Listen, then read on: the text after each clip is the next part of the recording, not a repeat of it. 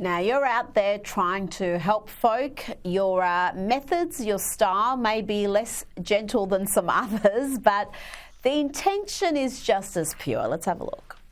Transgender mom is confusing her daughter. You wouldn't tell an anorexic person to continue to not eat, would you? If an anorexic woman, when you're a nurse, would you tell them, a person that had a mental illness, would you tell them to continue not to eat? Or would you tell a bulimic person to continue to throw up?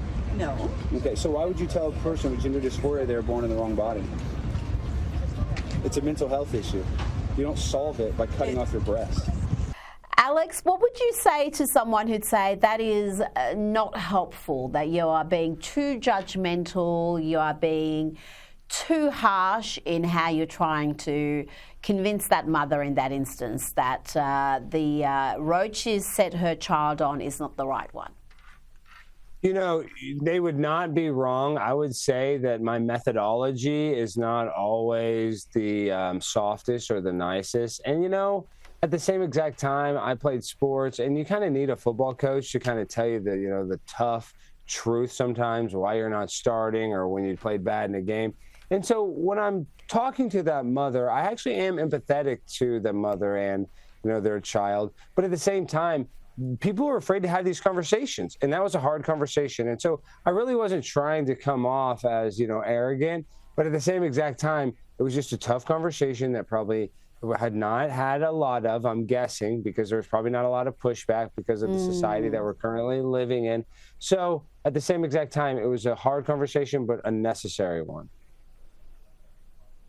Now, Alex, Hillary Clinton has marked her 50th wedding anniversary by releasing a series of throwback pictures. Some are calling these thirst traps, and it was noted very quickly with these images of a young Hillary that she did bear a striking resemblance to actress and American Eagle model Sydney Sweeney. And I tell you, Alex, once you see it, you can't unsee it. I will never look at Sydney Sweeney the same way again. You know, and to be honest, they do have a lot of similarities. But I think who got the short end of the stick was Chelsea Clinton out of all this. I mean, no offense to Chelsea, but ever since that her parents were, you know, her dad was president, everybody always used to tease Chelsea, probably a lot of that unfairly. But you look at Hillary right there, she's looking pretty good. So I feel bad for Chelsea. I think she got a lot of Bill's looks, unfortunately. I did not think you were going to go there. But do you now have a bit of a crush on Hillary? Because you got to say she was a very attractive young woman indeed. Beautiful on the outside, possibly ugly on the inside. Now, Alex, you are part of the Joyful Warriors. Of course, Charlie Kirk was the Joyful Warrior, the OG. You are part of a group of influencers who are going to be on tour. I've seen the posters for this, and I can see at least one far-left TDS sufferer on that list, Angela there.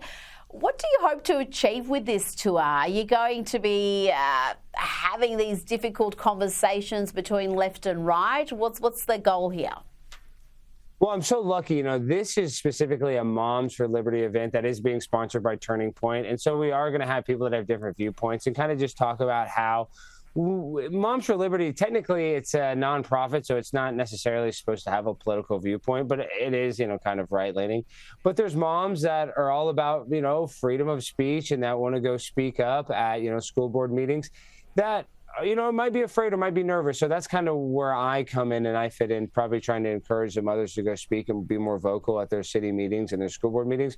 But Angela is kind of coming there and giving the perspective of kind of pretending to be a lib. And she is liberal, but I'm just saying, but being outspoken, being a bold lib. So just kind of seeing all of our perspectives. And obviously there's, you know, Caitlin Bennett, who is, you know, very big on YouTube, and she's very unapologetically herself. So different people with different styles and kind of how we get our message across and hopefully encourage other moms to be more vocal and passionate about the things they care about the most.